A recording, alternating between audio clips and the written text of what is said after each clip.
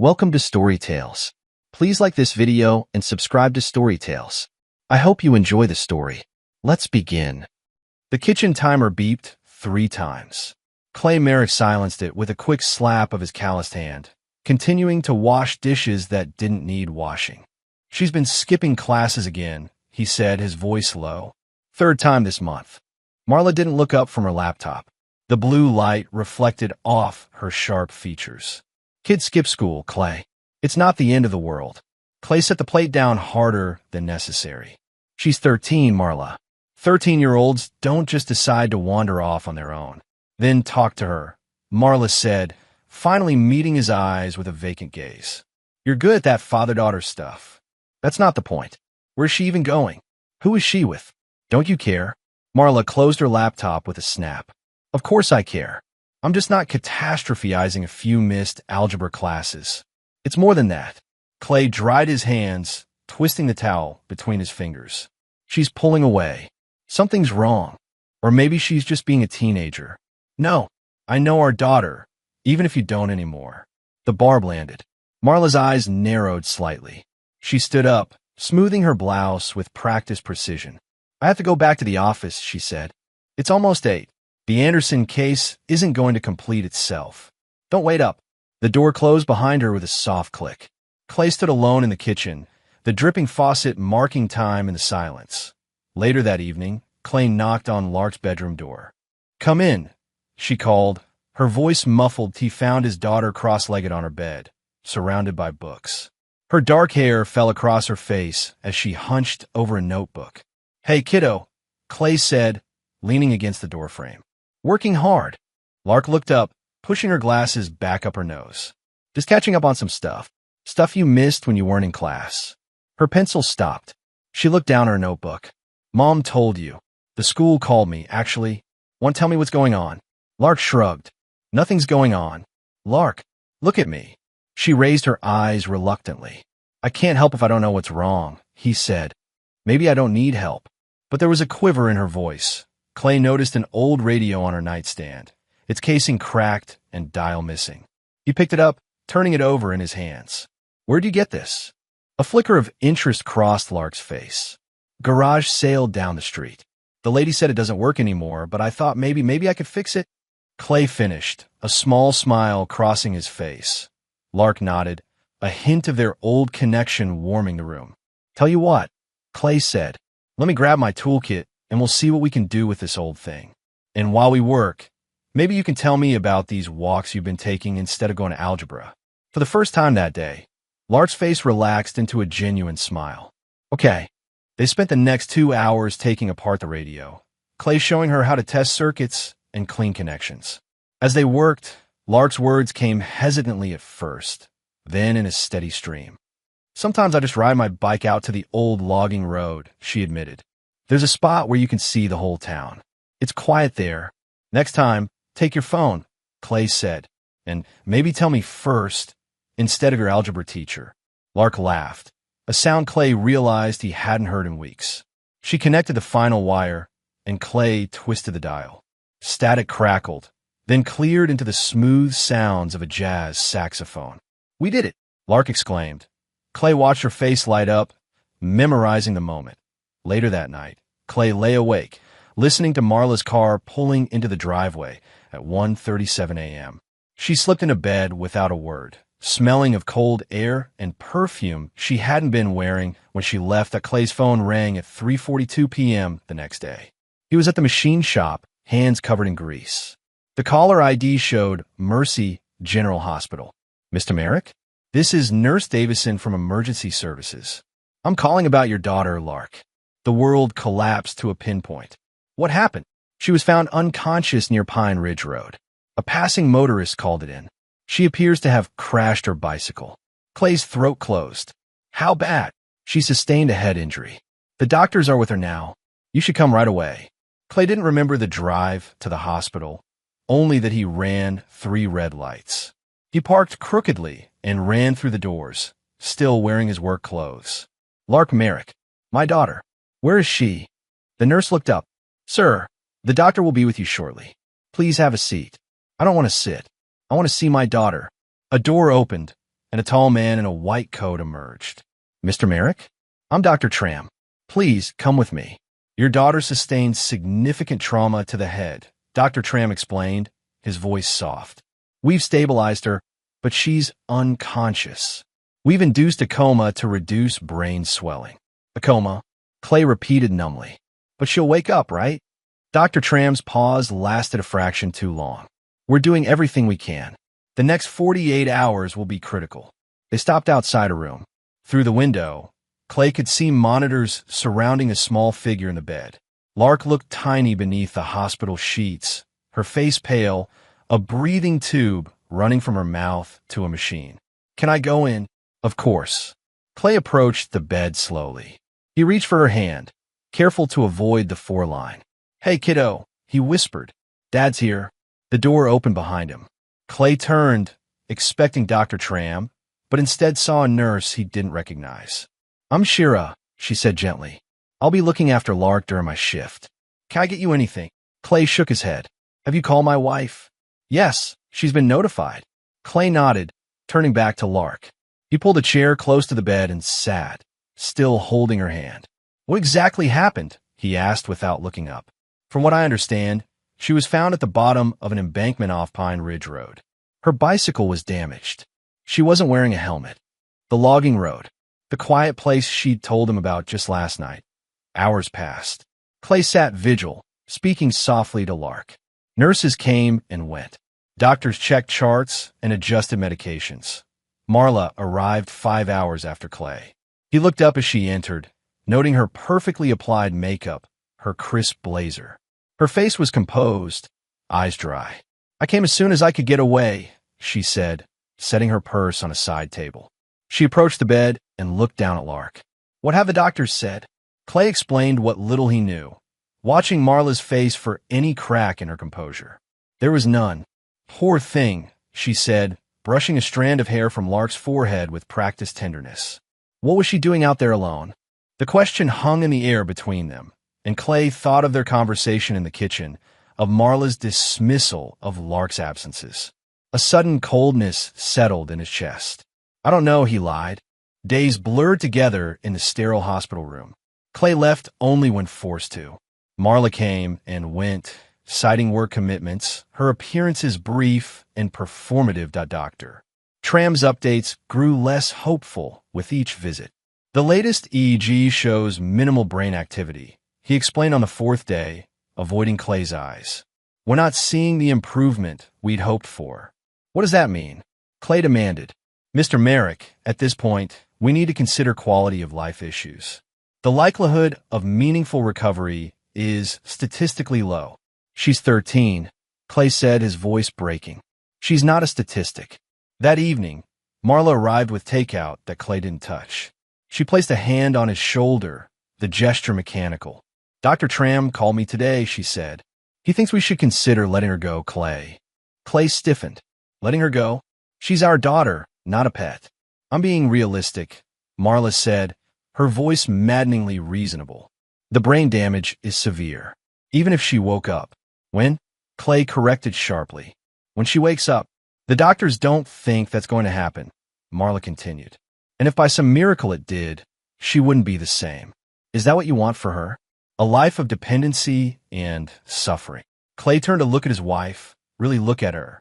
In the harsh hospital lighting, he saw her, as if for the first time, the practiced concern that didn't reach her eyes, the impatient tap of her foot, the way she checked her watch. "What I want is for my daughter to have every chance. And I want to know why you seem so ready to give up on her."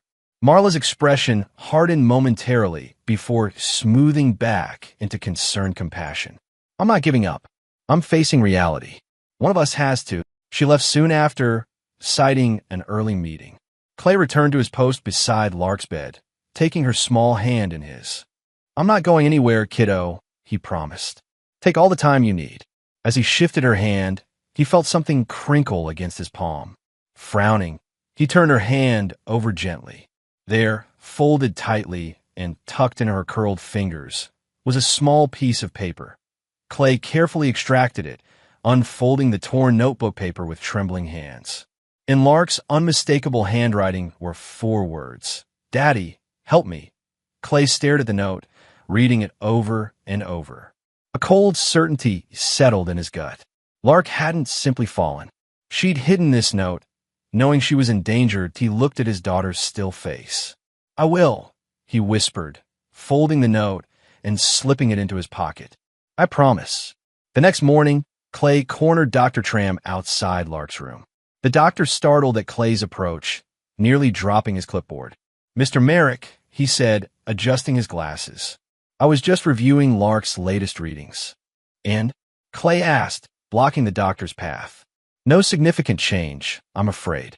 Have you had a chance to discuss options with your wife?" "That's what I wanted to talk to you about." Clay stepped closer, his voice low. "You seem awfully determined to convince us there's no hope." "Why is that?" Dr. Tram swallowed visibly. "I'm simply following medical protocol for hopeless cases." "She's not a hopeless case." Clay's words were clipped. "She's a 13-year-old girl who deserves every chance." "Of course, but the reality of her condition." "The reality," Clay interrupted, "is that someone wants my daughter to die, and I'm wondering why you're so eager to help them." The doctor paled. "That's a serious accusation. Perhaps the stress is affecting your judgment." "My judgment is fine," Clay said, "but yours seems compromised." "Who's been talking to you, doctor?" "Beside my wife." Dr. Tram's expression shifted, fear replacing professional detachment. "I don't know what you're implying, but I assure you I'm only concerned with your daughter's well-being." "Then prove it," Clay said. "Run more tests. Try different treatments. Do your job. There are considerations, hospital resources, ethics committees." "I don't care about resources or committees," Clay said, his voice dangerously quiet. "I care about my daughter. And if anything happens to her because you cut corners or caved to pressure, I'll hold you personally responsible." Dr. Tram nodded jerkily. I'll see what else we can do." That night, Clay returned to the empty house to shower and change clothes. In their bedroom, he found Marla's perfume on the dresser, not the one she typically wore, but a newer, more expensive brand. Her closet contained clothes he'd never seen before. Clay's phone rang. Marla's name flashed on the screen. "Where are you?" she asked when he answered. "I stopped by the hospital, but you weren't there." "Home," he said. "Needed a shower and change of clothes." "Good. You should rest. I'll stay with Lark tonight." A week ago, he would have been grateful for the offer. Now, it sent a chill down his spine. "No need," he said casually. "I'm heading back now." "Clay, you're exhausted. Let me take a turn." "I said no." The words came out sharper than he intended. Silence stretched between them. When Marla spoke again, her voice was carefully neutral. "Fine. I have some work to catch up on anyway." Clay returned to the hospital to find Shira checking Lark's vitals. She smiled when she saw him. "Perfect timing," she said. "I was just about to change her for." Clay watched as she worked, her movements gentle and efficient. Unlike Dr. Tram, she spoke to Lark as if the girl could hear every word. "You're good with her," Clay observed. Shira smiled. "It's part of the job, but she's a special kid." "How can you tell?" "The quiet ones always are." She finished her task and turned to face him. "Plus, she's got you fighting for her. Not every patient is that lucky." Something in her tone made Clay look at her more closely. "What do you mean?" Shira glanced toward the door before answering. "Just that some doctors give up too easily, especially when there's pressure from family members who think they know best." "Has my wife been pressuring Dr. Tram?" Shira busied herself with Lark's chart. "I didn't say that. You didn't have to." Clay moved closer, lowering his voice. "Please, if you know something, I'm just a nurse, Mr. Merrick. I do my job and go home. And part of your job is protecting your patients, right?" Shira met his eyes, uncertainty warring with resolution on her face. Finally, she nodded almost imperceptibly. "I'll keep a close eye on Lark during my shifts," she promised quietly. "Day and night." "Thank you," Clay said, understanding the unspoken warning. After Shira left, Clay pulled his chair closer to Lark's bed and took her hand. "I got your note, kiddo," he whispered, "and I'm starting to understand. Don't worry. I won't let anyone hurt you again." Clay sat in Jonas Pike's cluttered living room, a beer untouched on the coffee table in front of him. Jonas paced back and forth, his large frame making the small space seem even more cramped. "You're saying Marla tried to kill Lark?" Jonas ran a hand through his thinning hair.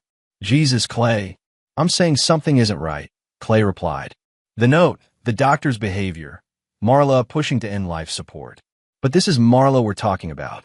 Your wife. Lark's mother. You think I don't know that?" Clay's voice was sharp with exhaustion.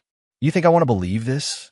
Jonas stopped pacing and sat heavily across from his friend. They'd known each other since they were kids. Jonas had been best man at Clay's wedding, godfather to Lark. "Okay," Jonas said finally. "What do you need me to do?" Relief washed over Clay. "The police have Lark's belongings from the accident. Her backpack, her phone. I need to see them." Jonas nodded slowly. "Matt Donner still works evidence. I towed his car last month when his transmission gave out. He owes me a favor. Can you call him? Today. I'll do better than that." Jonas stood up. "Get your coat. We'll go now." 2 hours later, they sat in Jonas's tow truck outside the police station, Lark's phone and backpack between them. The backpack contained typical teenage items. The phone was more interesting.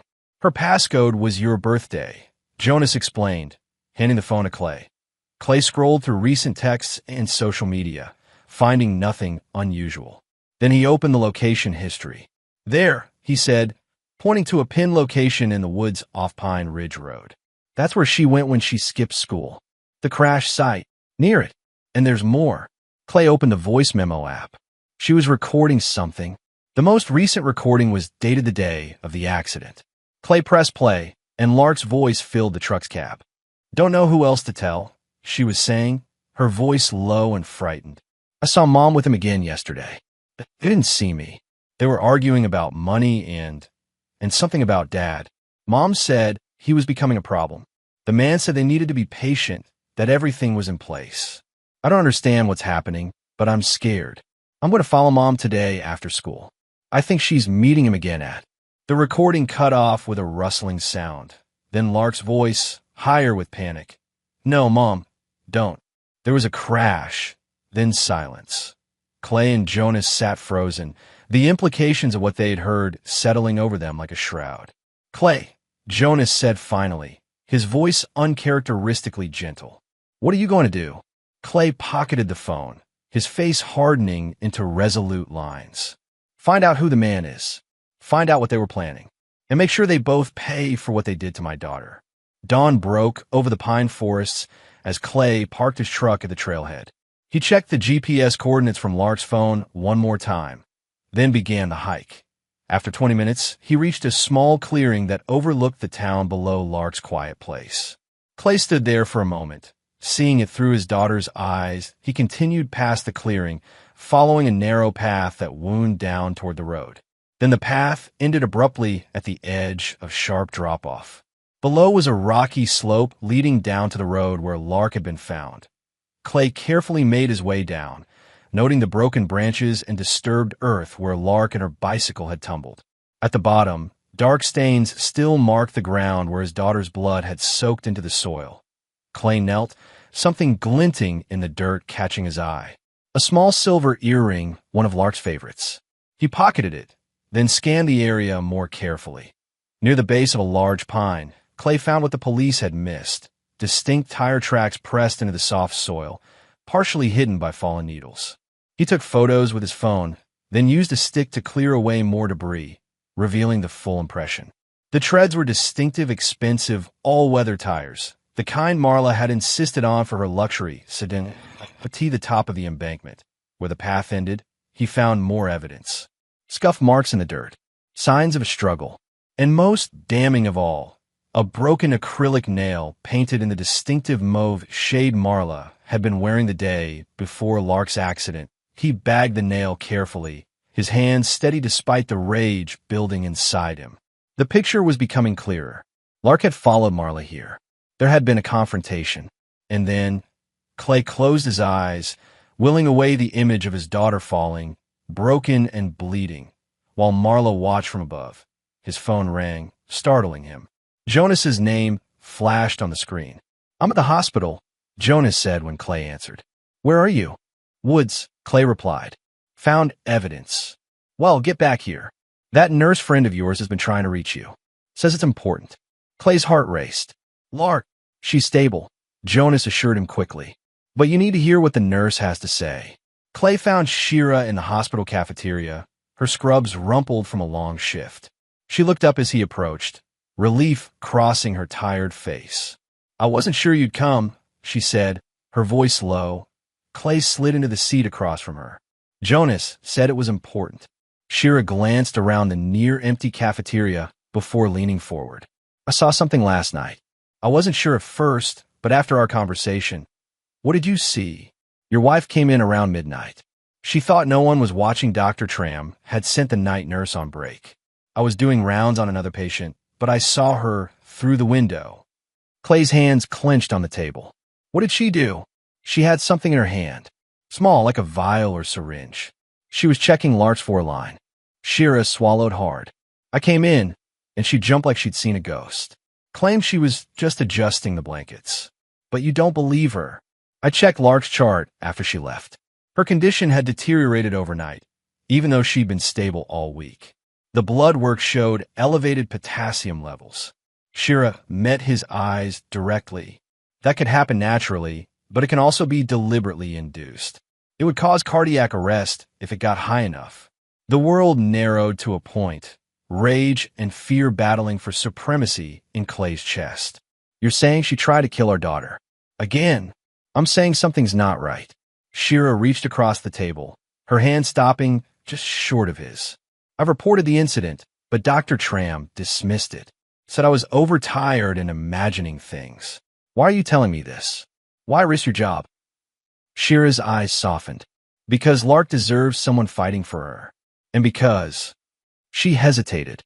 Because I remember you, claimed Merrick. From high school. You helped me once when no one else would. I never forgot that. Clay studied her face, recognition slowly dawning. Shira Langley. Chemistry class. She nodded, a small smile touching her lips. Senior year. Those boys were giving me hell, and you shut them down. You didn't even know me, but you stood up anyway. The memory came back in pieces. A quiet girl being harassed by football players. Clay stepping in, a confrontation that had earned him a black eye and detention. I didn't think you'd remember, Shira said. I remember, Clay replied, the connection forming a bridge of trust between them. What do we do now? I'll keep watching Lark. Make sure she's never alone with your wife or Dr. Tram. But Clay, you need proof. Real proof, not just suspicions. I'm working on it. Clay hesitated, then decided to trust her further. I found tire tracks at the accident site. Marla's car. And I have a recording from Lark's phone talking about Marla meeting a man, planning something. A man? Who? That's what I need to find out. That night, Clay waited until Marla left for another late meeting before entering her home office. The computer asked for a password. He tried the obvious ones. None worked. He called Jonas, who arrived 19 minutes later with a small device that looked like a USB drive. It's a password cracker, he explained. Got it from a buddy who works in IT security. They waited, watching as the device cycled through password combinations. After 7 tense minutes, the screen unlocked. What now? Jonas asked. We look for anything connected to Lark, to me, to another man. Clay began navigating through files. Nothing seemed unusual until Clay opened her email and found a folder labeled simply R. Inside were hundreds of emails exchanged with someone using the address r.driggs@securitechsolutions.com. Clay opened the most recent one that we need to move forward. C is getting suspicious. The incident with L has complicated things, but there's still time to salvage the plan. Meet me tomorrow, usual place. And the reply was short, whatever it takes. I didn't sign up for this to quit halfway. Clay's hand clenched on the mouse. R. Driggs. Jonas looked over his shoulder at the screen. Who the hell is R. Driggs? Clay searched the name, finding a LinkedIn profile for Rafe Driggs, systems administrator at Mercy General Hospital, the same hospital where Lark lay unconscious. Son of a bitch, Clay muttered. He works at the hospital. Further digging revealed more emails, these with attachments, financial documents, bank statements, life insurance policies. Clay, Jonas said, pointing to one document. Is that what I think it is? Clay opened the file. It was a life insurance policy for himself, taken out 6 months ago without his knowledge. Marla was the sole beneficiary. The payout was $2 million. They were planning to kill me, Clay said, his voice hollow. But something changed. They went after Lark instead. What? Clay opened more files, scanning quickly. Here, another policy on Lark, taken out 3 months ago. $500,000. In property documents for a beach house in Mexico, purchased in Marla's name. Bank accounts I've never seen. They're planning to run, Jonas said. Once they get the insurance money. Clay continued searching, finding encrypted messages that required a separate password. Jonas tried his device again, but it couldn't break through. We need a better hacker, Jonas admitted. No time, Clay said, copying the encrypted files anyway. We have enough to start with. As they were finishing, headlights swept across the driveway. Marla was home early. Out the back, Clay ordered, shutting down the computer. Take everything we found. I'll handle Marla. Jonas slipped out the back door with their evidence as Clay moved to the living room, settling into his armchair with a book he wasn't reading. Moments later, Marla entered, stopping short when she saw him. You're up late, she observed, setting down her purse. Couldn't sleep, Clay replied, watching her over the top of his book. How was the meeting? Productive. She slipped off her coat, revealing a dress he'd never seen before. Any change with Lark? No. Dr. Tram wants to meet tomorrow to discuss options. Marla nodded, a flash of something satisfaction, crossing her face before it settled back into practiced concern. We should consider what he has to say. I already know what I'm going to say, Clay replied, meeting her eyes directly. No. Marla's smile tightened. Clay, be reasonable. We can't keep her on machines forever. Why not? He asked, his voice deceptively calm. What's the rush, Marla? Got plans. She stiffened almost imperceptibly. What's that supposed to mean? Nothing, Clay said, returning to his book. Just wondering why my wife seems so eager to let our daughter die. The hospital cafeteria was nearly empty as Clay sat with Jonas and Shira, their heads bent close together over cups of bad coffee. It won't be enough, Shira said after hearing what they discovered. Suspicious emails, life insurance policies, it's all circumstantial. No prosecutor would touch it. What about the recording from Lark's phone? Jonas asked. It cuts off before anything definitive happens, Clay said. We need more. We need to catch them in the act. How? Shira asked. Clay stared into his coffee, the plan taking shape in his mind. We give them what they want. The next day, Clay met with Dr. Tram and Marla in the doctor's office. His face was haggard, his shoulders slumped in defeat. I've been thinking about what you both said, he began, his voice rough with exhaustion. About quality of life. About what Lark would want. Marla reached for his hand, a perfectly calibrated gesture of support. I know how hard this is. Clay allowed the touch, forcing himself not to pull away. I want to see the paperwork. The DNR forms. I need to understand exactly what we're agreeing to. Dr. Tram nodded, relief evident in his expression. Of course. I'll have everything drawn up. This is the right decision, Mr. Merrick. The compassionate one. When? Marla asked, her fingers tightening on Clay's hand. Tomorrow, Dr. Tram replied. We'll need both your signatures, then we'll begin reducing support gradually. It will be peaceful, I promise. Clay nodded, his eyes downcast. I'd like some time alone with her tonight. To say goodbye. Of course, Marla agreed quickly. I'll come by after work. After they left the office, Clay found Shira waiting by Lark's room. Did they buy it? She asked quietly. Hook, line, and sinker. We moved tonight. Later, after the day's shift had gone, Clay carefully placed small cameras Jonas had acquired. One above Lark's bed, disguised as a smoke detector. Another near the medication stand. A third facing the door. Each one feeding directly to Clay's phone. Shira entered, carrying a small package. Inside was a microphone, hidden inside a get-well teddy bear. Clay placed it on Lark's bedside table. His phone buzzed with a message from Jonas, waiting in a van in the parking lot. Audio clear. Video feeds up. We're good to go. Shira checked Lark's vitals. I've adjusted her medication schedule, so no one will need to come in until morning. Dr. Tram thinks I've gone home. Thank you, Clay said, meaning it. For everything. Don't thank me yet. We still don't know if this will work. It will. Clay's voice was certain. Marla won't be able to resist one last visit. One last chance to make sure Lark never wakes up to tell what she knows. At 11:42 p.m., Clay's phone vibrated with a message from Jonas. Someone's coming. Clay quickly moved to the small closet in the corner of the room, leaving the door cracked just enough to see. Moments later, the room door opened and Marla entered. She moved with quiet confidence, checking the hallway before closing the door behind her. In her hand was a small case, which she set on the rolling table beside Lark's bed. Clay watched as Marla opened the case to reveal a syringe.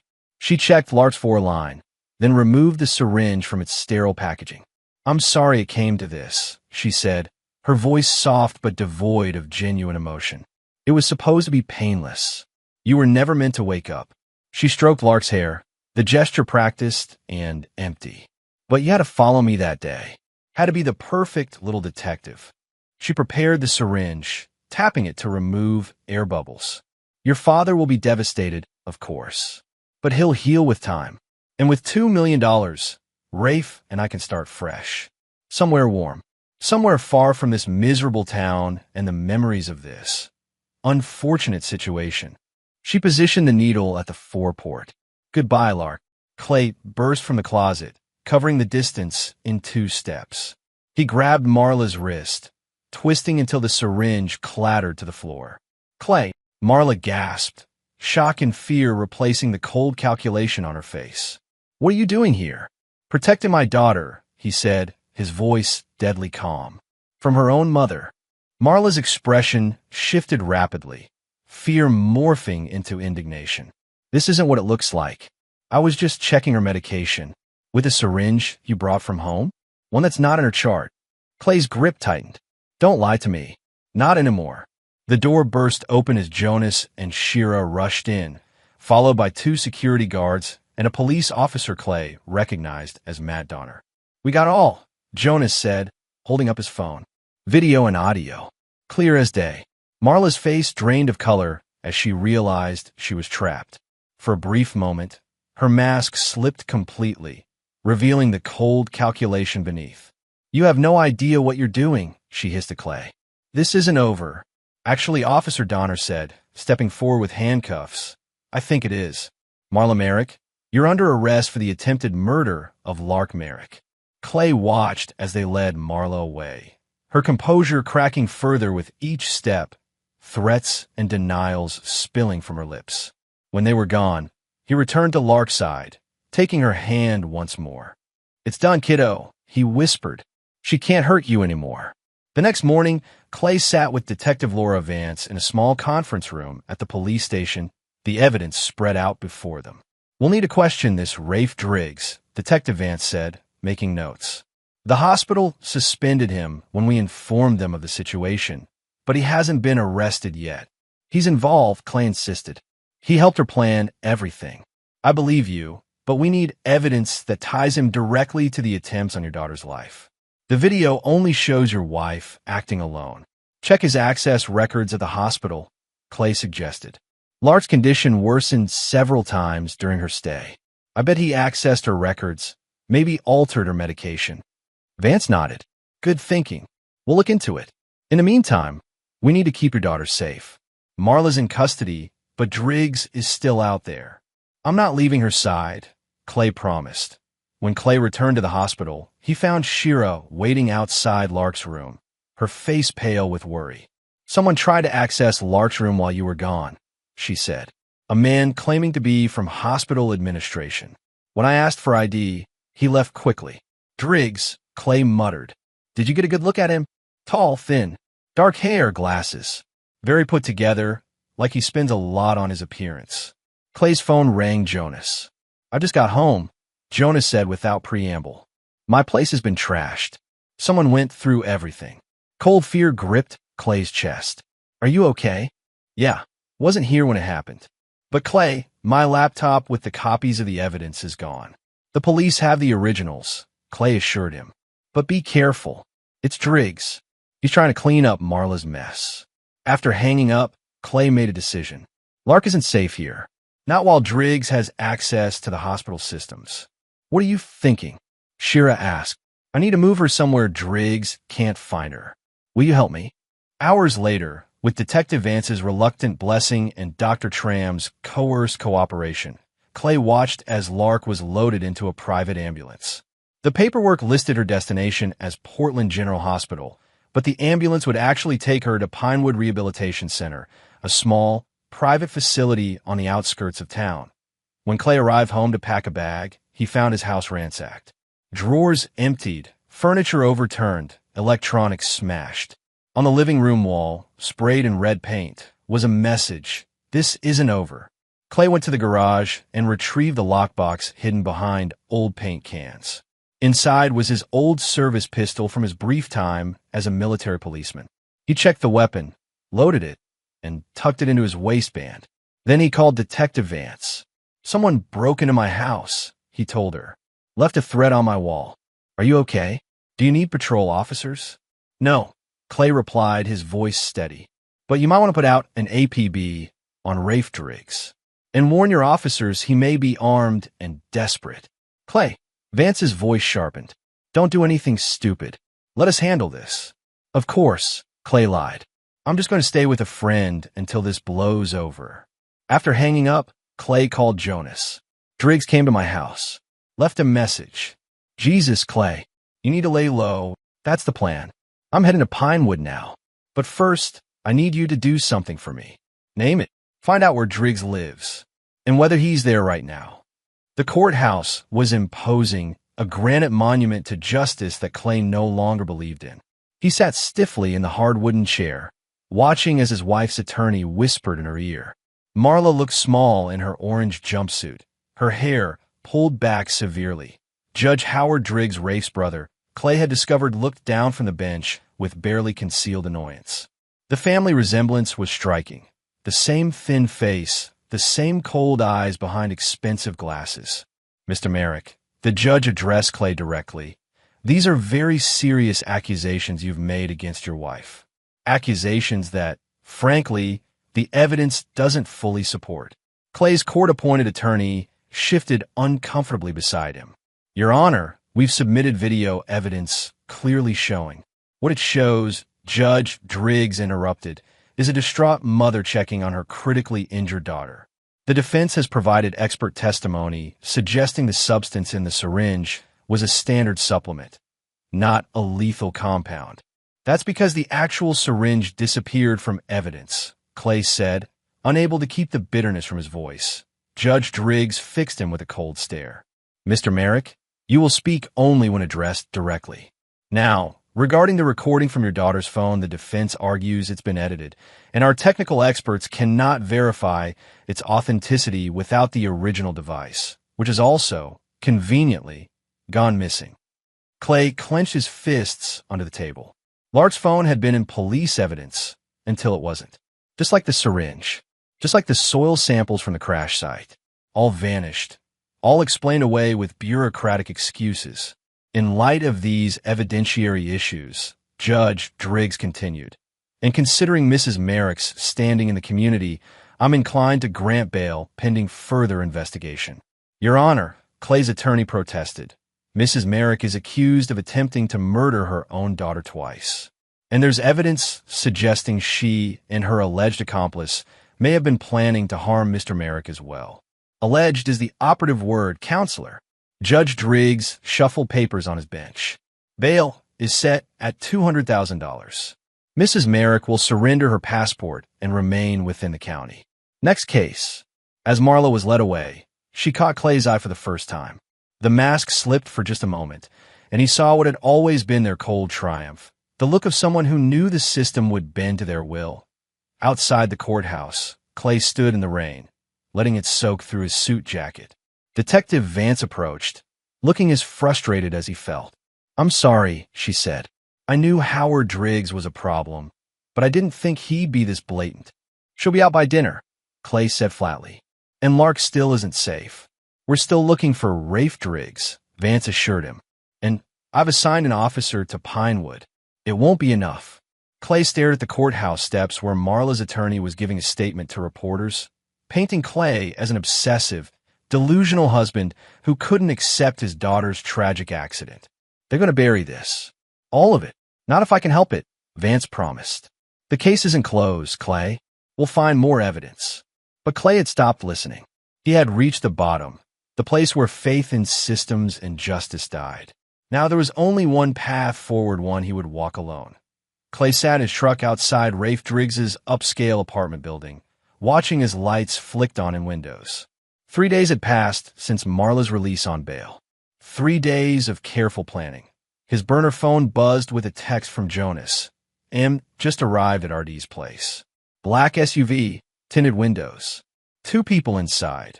Clay watched as the vehicle Jonas described pulled into the underground parking garage. Minutes later, he spotted Marla and Rafe emerging from the elevator into the marble-floored lobby, their heads bent close together in urgent conversation. Even from a distance, Clay could read the tension in their bodies. Marla's hands moved sharply as she spoke. Rafe kept looking around, the wariness of prey, sensing a predator nearby. They argued briefly before disappearing down a hallway toward Rafe's apartment.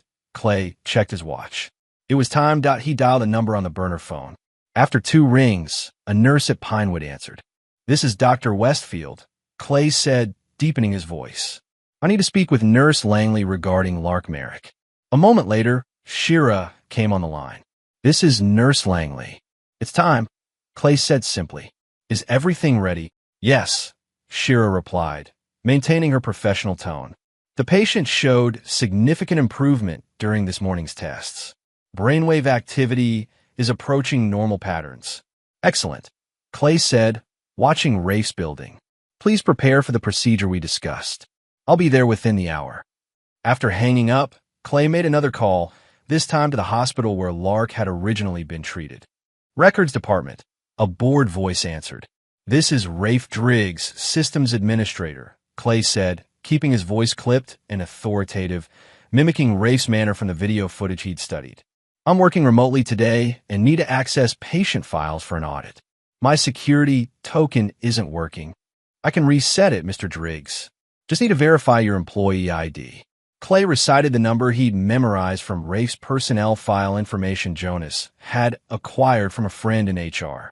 "All set, Mr. Driggs. You should be able to access the system now. Anything else?" "No, that's all." Clay hung up, a grim smile playing at his lips. Next, he took out a second burner phone and composed a text message to Marla's personal cell. "Emergency at Pinewood. L showing signs of consciousness. Requesting transfer back to Mercy General immediately. Need authorization." That he added Dr. Tram's name to the signature, then sent it. Through the lobby windows, he saw Marla's reaction, the sudden tension in her posture, the phone thrust toward Rafe, the panic conversation that followed. Within minutes, they were rushing back to the parking garage. Clay started his truck, keeping a careful distance as he followed their SUV across town. Instead of heading to Pinewood, however, the SUV turned toward Mercy General Hospital. Clay smiled coldly. They'd taken the bait, assuming Lark was being transferred back to where they had influence. While they rushed to intercept a patient who wasn't coming, Clay drove calmly to Pinewood. There, Shira was waiting with the false medical records they'd created, showing remarkable improvement in Lark's condition. "Is she secure?" Clay asked as Shira led him to a different room than the one Lark had occupied previously. "Room 212, under the name Sarah Jenkins," Shira confirmed. "Our most secure ward. Visitor access requires prior authorization and ID verification." Inside the new room, Lark lay as still as ever, but the machines monitoring her showed stronger vital signs. "Is she really improving?" Clay asked, hope creeping into his voice despite everything. Shira nodded, genuine optimism in her eyes. "Her latest tests are encouraging. Brain activity is increasing, and she's showing response to stimuli. It's possible she can hear us, even if she can't respond yet." Clay took his daughter's hand. "Hang in there, kiddo. We're going to finish this tonight." Back in his truck, Clay checked his third burner phone, the one he'd used to text Jonas. A new message awaited. "They're panicking. RD trying to access hospital systems from his laptop and making calls. Perfect, Clay murmured. His plan was simple but effective. The falsified records he'd uploaded to the hospital system using Rafe's credentials showed Lark awakening, becoming responsive, and most damning of all, providing a detailed statement about the day of her accident. A statement that implicated both Marla and Rafe in attempted murder. Why now, Rafe would be frantically trying to delete those records to erase the digital trail. He would need to access the hospital's main server room to ensure nothing remained. Clay sent one more text to Jonas, Stage 2. Now, the server room at Mercy General Hospital hummed with the sound of cooling fans and processor activity. Clay and Jonas waited in the darkness of an adjacent storage room. The door cracked open just enough to see the server room entrance. What if he doesn't come? Jonas whispered. He'll come, Clay replied with certainty. He has no choice. At 11:42 p.m., the elevator at the end of the hallway dinged softly. Footsteps approached, quick and purposeful. Rafe Driggs appeared, looking over his shoulder nervously as he swiped his access card at the server room door.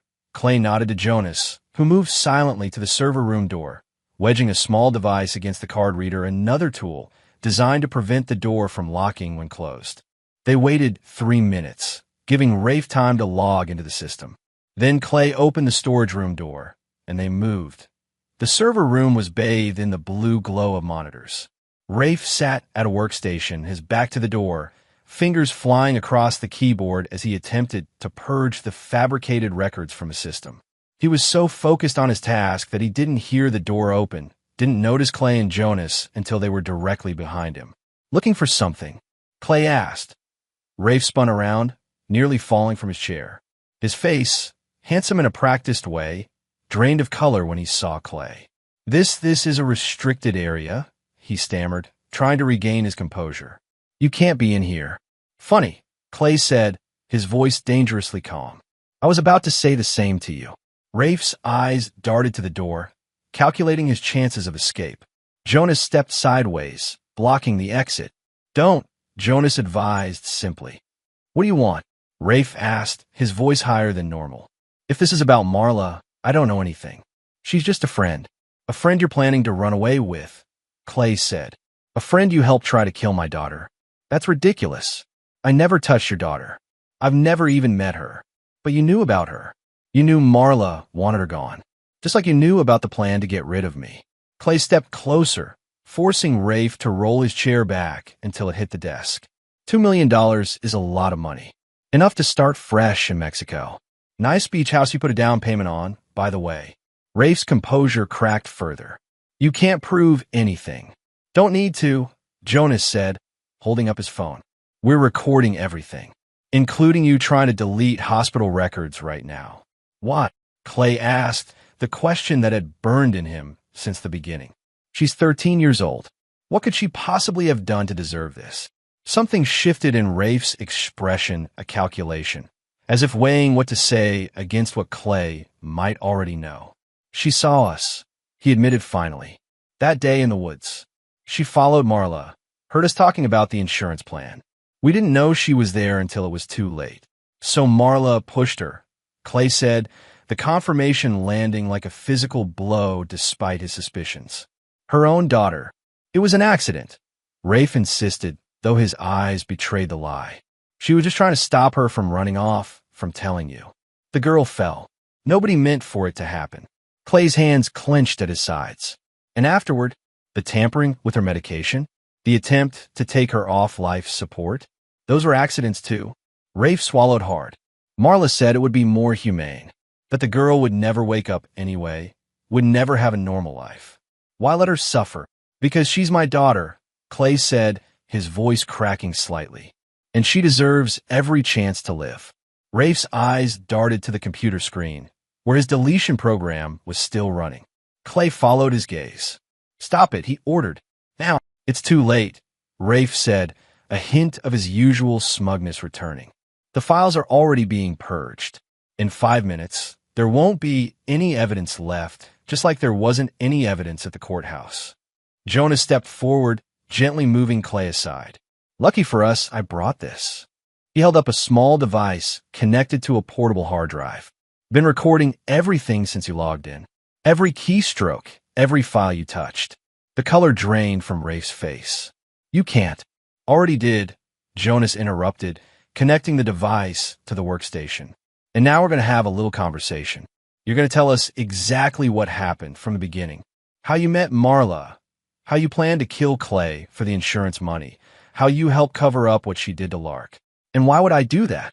Rafe asked, desperation making his voice sharp. Clay leaned down, bringing his face level with Rafe's. Because right now, Detective Vance is executing a search warrant on your apartment, where she's going to find the evidence you so carefully stole from the police station. And because if you don't cooperate, I'll make sure everyone knows what you did, including the guys at the state prison where they put child killers in general population. Fear flickered in Rafe's eyes. I want a lawyer.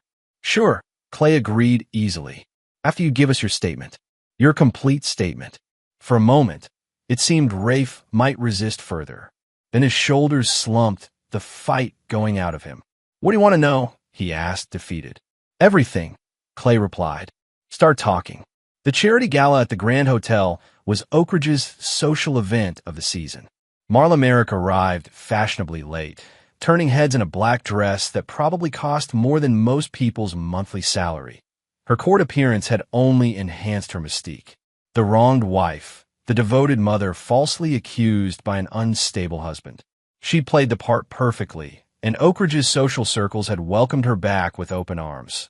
She moved through the crowd with practiced grace, accepting condolences and supportive touches with just the right amount of dignified suffering. No one mentioned the orange jumpsuit she'd worn days earlier. No one dared ask about the daughter still lying comatose, or the husband conspicuously absent from her side. At precisely 9:30 p.m., as the band took a break and the event chairman approached the microphone for announcements, the hotel's double doors swung open. Detective Laura Vance entered, flanked by two uniformed officers. Behind them came Clay, his face set in grim lines. Conversation stuttered and died as they moved purposefully through the crowd. Marla, accepting a glass of champagne from a waiter, didn't notice until the circle around her went quiet. She turned, the practiced smile freezing on her face as she saw Clay approaching. What are you doing here? She asked, her voice carrying in the sudden silence. You're violating the restraining order. Actually, he's not, Detective Vance said, stepping forward. That order was rescinded this afternoon. She pulled a document from inside her jacket. I have something else, though. Marla Merrick, you're under arrest for the attempted murder of Lark Merrick, conspiracy to commit insurance fraud, and attempted murder of Clay Merrick. Marla's champagne glass slipped from her fingers, shattering on the marble floor. This is absurd. You already tried this, and the judge has recused himself from the case, Vance interrupted, after evidence of his interference was brought to the attention of the State Judiciary Board. Two giant screens on either side of the ballroom, intended for the charity presentation, suddenly lit up. Rafe Driggs's face appeared, pale and nervous as he sat in an interrogation room. It was Marla's idea from the start. His voice echoed through the stunned ballroom. She said her husband had a substantial life insurance policy, and no one would question if he had an accident at his workshop. We planned it for months. Then the daughter complicated things. She overheard us in the woods that day. Marla, she pushed her down the embankment. We thought she was dead, but when she survived, Marla decided it was better to finish it at the hospital. Make it look like the injuries were too severe. Marla lunged for the nearest exit, but the officers moved quickly to block her path. This is a setup, she shouted, looking around wildly for support for the allies who had stood by her in court. But the faces that met hers were now shocked, horrified, backing away as if her guilt were contagious. We have everything, Marla, Clay said quietly. The insurance policies, the property in Mexico, the deleted hospital records. And we have Rafe's full confession, including how you both tampered with evidence and bribed a judge. Marla's composure shattered completely. Her face contorted with rage as she turned on Clay. You think you've won? You're nothing without me. Nothing. I made you. I gave you a life beyond that pathetic machine shop. I gave you a daughter, and then you try to take her away, Clay replied, his voice steady. Why? For money? For him? For freedom? Marla spat. Freedom from your small-town contentment. Your absolute refusal to be more than you are. Do you have any idea what it's like being married to a man with no ambition? No vision? Detective Vance stepped forward, handcuffs ready. Mrs. Merrick, you have the right to remain silent. I don't need to be silent, Marla hissed, her facade now completely fallen away. Rafe wouldn't have talked. Not willingly. What did you do to him, Clay? What did you promise? Nothing you didn't deserve, Clay replied. Which is exactly what you're going to get. As the officers led Marla away, her curses and accusations echoing off the ballroom walls, Clay felt no satisfaction, no triumph. Only a hollow relief that it was finally over. Shira placed a fresh vase of wildflowers on the bedside table, adjusting them so Lark would see them first when she opened her eyes. The private room at Pinewood had become a second home over the past weeks. Clay had added personal touches: Lark's favorite books, photographs, a small string of fairy lights that gave the sterile space a warm glow. Her color's better today, Shira observed, checking the monitors that had become as familiar to Clay as his own reflection. Clay nodded, not taking his eyes off his daughter's face. The doctors were cautiously optimistic. Brain activity continued to increase. She responded to stimulus, a squeeze of the hand, a change in light. Small victories that Clay collected like precious stones. I should go, Shira said reluctantly. My shift starts in 30 minutes. Clay looked up, catching her hand as she turned to leave. Thank you. For everything. I couldn't have done this without you. Shira's smile was warm, reaching her eyes in a way Clay had almost forgotten smiles could. She's a fighter. Like her dad. After Shira left, Clay settled into the chair beside Lark's bed, opening the book he'd been reading to her, a fantasy novel about a brave young girl who saved her kingdom. He wasn't sure if Lark could hear him, but the doctors encouraged normal interaction, and Clay found comfort in the ritual. The forest grew darker as Eliza ventured deeper. He read, his voice steady and calm. But she wasn't afraid. She knew the truth now, and truth was a light that no darkness could extinguish. A small movement caught his eye. Lark's fingers, curled loosely on the blanket, twitched slightly. Clay paused in his reading, holding his breath. It could be nothing. Muscle spasms happened occasionally, meaningless reflexes that the doctors warned him not to overinterpret. But then it happened again. A more deliberate movement, her index fingers stretching out, then curling back. Lark, Clay set the book aside, leaning closer. Kiddo, can you hear me? Her eyelids fluttered. The monitors beside the bed registered an increase in heart rate. That's it, Clay encouraged, hope making his voice shake. Take your time. I'm right here. Slowly, painfully slowly, Lark's eyes opened, unfocused at first, blinking against even the room's dim light. Then her gaze settled on Clay, confusion giving way to recognition. Dad! The word was barely audible, her voice rusty from disuse. Clay took her hand, tears burning behind his eyes. I'm here, kiddo. You're safe now. Lark's eyes widened as memory returned. Mom, she whispered, fear clouding her face. I know, Clay soothed. I know everything. She can't hurt you anymore. She's going to prison for a very long time. Relief washed over Lark's face, followed quickly by exhaustion. Her eyelids grew heavy again. Rest, Clay told her. I'll be right here when you wake up. She managed a small nod before drifting back to sleep, her hand still clutched in his. Clay sat back in his chair, overwhelmed by emotions he couldn't begin to name. Relief, joy, grief for what they'd lost, hope for what remained. He reached for his phone with a shaking hand, dialing Shira's number. She woke up, he said when she answered. Just for a minute, but she recognized me. She spoke. Shira's happiness bubbled through the phone. I'll tell the doctors. Oh, Clay, that's wonderful. After hanging up, Clay returned to his vigil, watching the gentle rise and fall of Lark's chest. For the first time in months, the tightness in his own chest eased slightly. The hard shell of rage and determination that had encased his heart since finding Lark's note began to crack, allowing room for something else. Not forgiveness, never that, but perhaps, someday, healing. The visiting room at the women's correctional facility was cold and impersonal. Clay sat at a metal table bolted to the floor, waiting.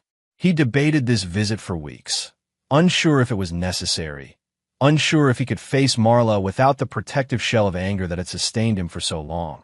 But Lark's therapist had suggested closure might help them both move forward. And so here he was, hands clasped on the table, watching the heavy door that would soon admit the woman he had once loved beyond reason. When Marla entered, flanked by a guard, Clay was struck by how small she seemed in the drab prison uniform. Her hair was pulled back severely, her face devoid of makeup. The careful polish she had always maintained was gone, leaving behind a woman Clay barely recognized. She sat across from him, her eyes wary. "I didn't think you'd come." "Neither did I," Clay admitted. An uncomfortable silence stretched between them, filled with the weight of all they'd been to each other, all they'd lost. "How is she?" Marla asked finally. "Recovering," Clay replied, offering no details. "The doctors say she'll walk again with time." Marla nodded, her expression unreadable. "And you? How are you, Clay?" The question caught him off guard. There was something in her tone, a hint of the woman he'd married, the woman he believed in. "Why did you do it?" he asked instead of answering. "Was it just the money? Or was it him?" Marla looked down at her hands, the nails now short and unpolished. "Does it matter now?" "It matters to me," she sighed, a sound that seemed to come from somewhere deep and hollow. "It wasn't just one thing. The money, yes. Rafe, to some extent. But mostly," she looked up, meeting his eyes directly. "I was suffocating, Clay. In that house, in that town, in that life. I wanted more, deserved more. And Lark, what did she deserve?" Marla flinched slightly. "I never meant to hurt her that badly. She wasn't supposed to be there that day. She wasn't supposed to hear us.